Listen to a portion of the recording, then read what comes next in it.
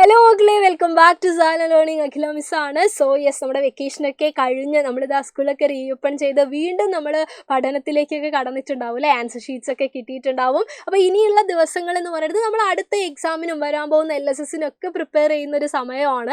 അപ്പോൾ നമ്മുടെ EVSൽ നമ്മുടെ അടുത്ത ചാപ്റ്റർ എന്ന് പറയുന്നത് മക്കൾക്കറിയാം കലാകേരളമാണ് അല്ലേ. അപ്പോൾ കലാകേരളം എന്ന് പറയുന്ന സമയത്ത് നമ്മുടെ കേരളത്തിനെ പറ്റി നമുക്കറിയാം, ലാൻഡ് ഓഫ് ആർട്സ് എന്നാണ് നമ്മൾ പറയാറുള്ളത്. അതായത് ഒരുപാട് കലകളുടെ നാടാണ് നമ്മുടെ കേരളം എന്ന് പറയുന്നത് അല്ലേ. നിങ്ങൾക്കും എനിക്കും പരിചയമുള്ള കലകൾ, പരിചയം എന്ന് പറയുന്ന സമയത്ത് നമ്മൾ നേരിട്ട് കണ്ടിട്ടുള്ള, അതിനപ്പുറത്തേക്ക് എന്താണ് പല പല ചിത്രങ്ങളിലായിട്ട് നമ്മൾ കണ്ടിട്ടുള്ള, വീഡിയോസിലായിട്ട് നമ്മൾ കണ്ടിട്ടുള്ള ഒരുപാട് കലകൾ നമ്മുടെ കേരളത്തിലുണ്ട്, നമുക്കറിയാവുന്നതാണ് അല്ലേ. അപ്പം നമുക്കറിയാം നമ്മുടെ സ്കൂൾസിലാണെങ്കിലും ഇനി ഇതാ നമ്മുടെ യുവജനോത്സവങ്ങളുടെ കാലമാണ് അല്ലേ. യൂത്ത് ഫെസ്റ്റിവലൊക്കെ സ്റ്റാർട്ട് ചെയ്യുകയാണ്. അപ്പോൾ നമുക്ക് ഈ പറയുന്ന പോലെ സ്കൂൾ ലെവലും സബ് ജില്ലാ ലെവലും അത് കഴിഞ്ഞ് ജില്ലയും സംസ്ഥാനതല മത്സരം ഒക്കെ ഉണ്ടായിരിക്കും. അപ്പോഴൊക്കെ പേപ്പറുകളിലൊക്കെ ആയിട്ട് നിറഞ്ഞു നിൽക്കാൻ സാധ്യതയുള്ള 3 കലാരൂപങ്ങളുടെ പിക്ചേഴ്സാണ് ഇതാ ഇവിടെ മിസ് വെച്ചിട്ടുള്ളത്. അപ്പോൾ കൃത്യമായിട്ട് ഈ കലാരൂപം തിരിച്ചറിയാൻ മക്കൾക്ക് പറ്റണം. അപ്പോൾ ആദ്യത്തേതെന്ന് പറയുന്നത് ഏതാണ്?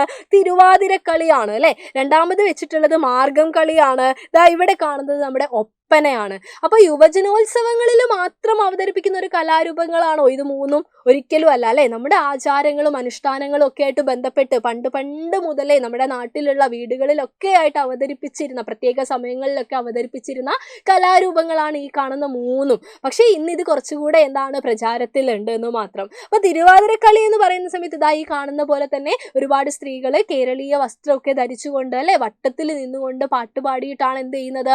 തിരുവാതിരക്കളി അവതരിപ്പിക്കുന്നത് അല്ലേ. അപ്പോൾ ഇപ്പോൾ യുവജനോത്സവത്തിലൊക്കെ നോക്കുന്ന സമയത്ത് പാട്ടുപാടാൻ വേറൊരു ഗ്രൂപ്പ് അല്ലേ, ഇവരുടെ ടീം തന്നെ എന്താണ് അവിടെ ഉണ്ടായിരിക്കും, നമ്മൾ കണ്ടിട്ടുണ്ട്. അപ്പോൾ മാർഗംകളിയിലേക്ക് വരുന്ന സമയത്ത് വേഷവിധാനമൊക്കെ കംപ്ലീറ്റ് ആയിട്ട് എന്താണ് വ്യത്യാസപ്പെട്ടിരിക്കുന്നുണ്ട്. ഇതും വട്ടത്തിൽ നിന്നുകൊണ്ട് തന്നെയാണ് ചെയ്യുന്നത് അല്ലേ. അപ്പോൾ മാർഗംകളി എന്ന് പറയുന്ന സമയത്ത് നമ്മുടെ ക്രിസ്ത്യാനിറ്റി, നമ്മുടെ എന്താണ് ക്രിസ്തു മത വിഭാഗം ഉണ്ടല്ലോ, അപ്പോൾ അതിൻ്റെ ചരിത്രമൊക്കെ പറയുന്ന പാട്ടായിരിക്കും മാർഗംകളിയിൽ ഉപയോഗിക്കുന്നുണ്ടായിരിക്കുക എന്നുള്ള കാര്യം ഓർത്തു വയ്ക്കുക.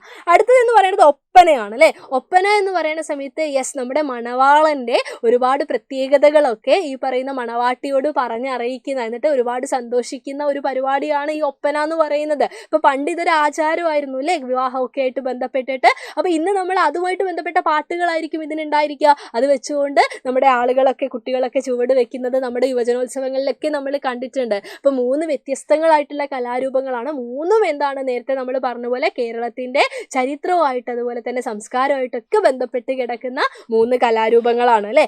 അടുത്ത 2 ചിത്രങ്ങൾ, ഇത് നമ്മൾ അത്ര കണ്ട് പരിചയം ഉണ്ടാവില്ല, പക്ഷേ എന്നാലും ചിലപ്പോൾ പേപ്പറിലൊക്കെ ആയിട്ട് നിങ്ങൾ കണ്ടിട്ടുണ്ടാവും. നേരിട്ട് കാണാനുള്ള ചാൻസ് കുറവാണ് അല്ലേ. അപ്പോൾ നോക്കിയേ, ഇത് നമ്മുടെ മംഗലം കളി എന്നാണ് ഇതിനെ നമ്മൾ വിളിക്കുന്നത്. അപ്പോൾ വേഷവിധാനമൊക്കെ കണ്ടാൽ നിങ്ങൾക്കറിയാം വളരെ എന്താണ് നാടൻ രീതിയിലുള്ള ഒരു കലാരൂപമാണ് നമ്മുടെ മംഗലം കളി എന്ന് പറയുന്നത്. ഇപ്പോൾ മംഗലം കളീനെ നമ്മൾ പറയുന്നത് എന്താണെന്ന് വെച്ച് കഴിഞ്ഞാൽ നായാട്ട്, തൊഴിൽ, അനുഷ്ഠാനങ്ങൾ എന്നിങ്ങനെ ഏതും നമ്മുടെ ലൈഫുമായിട്ട് ബന്ധപ്പെട്ടിട്ടുള്ള ഏതും എനി ലൈഫ് റിലേറ്റഡ് ടോപ്പിക് നമുക്ക് എന്ത് ചെയ്യാം, ഈ മംഗലം കളിയുടെ പാട്ടായിട്ട് നമുക്ക് ഉപയോഗിക്കാൻ വേണ്ടിയിട്ട് പറ്റും. അപ്പോൾ ഇതുമായിട്ട് ബന്ധപ്പെട്ട ഏത് കാര്യം, ഏത് വിഷയവും നമുക്ക് എന്ത് ചെയ്യാം, ഇവിടെ ഉപയോഗിക്കാം. അതാണ് നാടൻ രീതിയിലുള്ള ഒരു കലാരൂപം എന്ന് നമ്മൾ പറയാൻ കാരണം.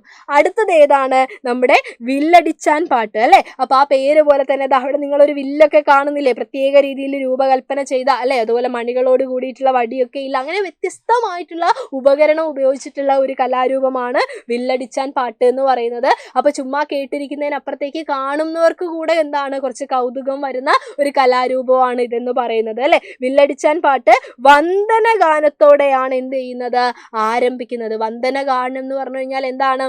യെസ്, അത് സ്റ്റാർട്ട് ചെയ്യുന്ന ഒരു ഗ്രീറ്റിംഗ് സോങ് അല്ലേ, ഒരു ഗ്രീറ്റിംഗ് സോങ്ങോട് കൂടിയാണ് ഈ ഒരു കലാരൂപം എന്ത് ചെയ്യുക, സ്റ്റാർട്ട് ചെയ്യുക. അത് കഴിഞ്ഞു കഴിഞ്ഞാൽ പിന്നെ എന്താണ് ഉണ്ടാവുക? യെസ്, കഥാഗാനം എന്നാണ് നമ്മൾ പറയുക അല്ലേ. പിന്നീട് കഥാഗാനങ്ങൾ ഇങ്ങനെ അവതരിപ്പിക്കുകയാണ് ചെയ്യുക. അപ്പോൾ കേൾക്കാനും കാണാനും ഒക്കെ രസമായിരിക്കും. ഇപ്പോൾ പ്രധാനപ്പെട്ട 5 കലാരൂപങ്ങൾ നമ്മുടെ ടെക്സ്റ്റ് ബുക്കിൽ പറയുന്നതാണ്. അതുകൊണ്ട് തന്നെ കൃത്യമായിട്ട് ഈ 5ഉം നമുക്ക് ഐഡൻറ്റിഫൈ ചെയ്യാൻ പറ്റണം എന്നുള്ളതാണ് ഇമ്പോർട്ടൻറ്റ്.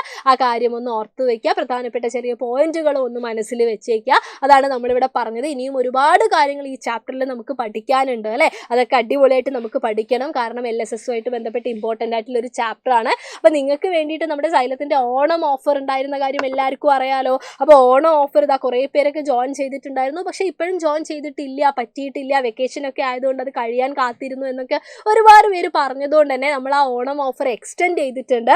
നിങ്ങൾക്കിതാ സെപ്റ്റംബർ 17 വരെ 17-ാം തീയതി വരെ 10% ഡിസ്കൗണ്ടോട് കൂടിയിട്ട് നമ്മുടെ ബാച്ചിനെ നിങ്ങൾക്കറിയാലോ, നമ്മുടെ സ്വന്തം പ്രാണ ബാച്ച് അല്ലേ. അപ്പോൾ പ്രാണ ബാച്ചിൽ നിങ്ങൾക്ക് ജോയിൻ ചെയ്യാൻ വേണ്ടിയിട്ട് പറ്റും. അടിപൊളിയായിട്ട് നമുക്ക് ക്ലാസ്സുകളൊക്കെ സെറ്റ് ചെയ്ത് പഠിക്കണം. ഇനി നമ്മുടെ മുമ്പിലുള്ള ക്രിസ്മസ് എക്സാം ആയിക്കോട്ടെ, അത് കഴിഞ്ഞുള്ള LSS ആയിക്കോട്ടെ അല്ലേ, ആനുവൽ എക്സാം ആയിക്കോട്ടെ, എല്ലാം നമ്മുടെ കയ്യിലാക്കണം നമുക്ക്. സോ മാക്സിമം എല്ലാവരും ഈ ഒരു അവസരം യൂട്ടിലൈസ് ചെയ്യുക. നമ്മുടെ താഴെ കാണുന്ന നമ്പറിൽ കോൺടാക്ട് ചെയ്തിട്ട് നിങ്ങൾ പെട്ടെന്ന് തന്നെ നമ്മുടെ പ്രാണ ബാച്ചിൽ ജോയിൻ ചെയ്യുക. നമുക്ക് വീണ്ടും കണ്ടുമുട്ടാടാം. അതുവരെ എല്ലാവർക്കും thank you so much and by.